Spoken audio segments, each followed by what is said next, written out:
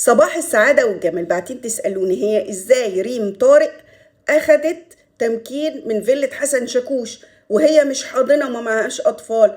طبعا يا حبايبي تاخد تمكين، مش اسمه منزل الزوجية، هي تسقط عنها الصفة لو اتطلقوا. يعني تقدر تاخد تمكين من منزل الزوجية مشترك معاه، ما هي مراته. يعني الكلام بتاع لمي هدومك وروحي على بيت ابوكي، ولا واحد يتخانق مع مراته ويطردها ويغير الكالون، ده كلام لا شرعا ولا اجتماعيا حتى مقبول ولا قانونا، لانه المفروض ان الرجاله بتدخل البيوت تخطب البنات من ابوابها، وزي ما قعدوا واتفقوا مع بعض المفروض ان في حاله الخلاف والانفصال يقعدوا يتفقوا مع بعض.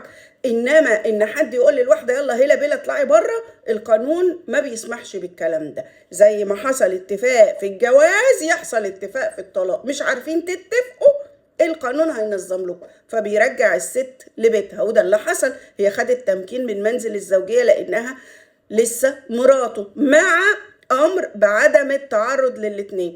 هو القانون الحقيقي بيديهم فرصة إنهم يعطفوا ويلطفوا، يعني أمر عدم التعرض ملوش علاقة بالتعطيف أو التلطيف، إنما ليه علاقة بالتعرض يعني بالجرائم، يعني لا سب ولا قذف ولا إيذاء ولا ضرب ولا الكلام ده كله.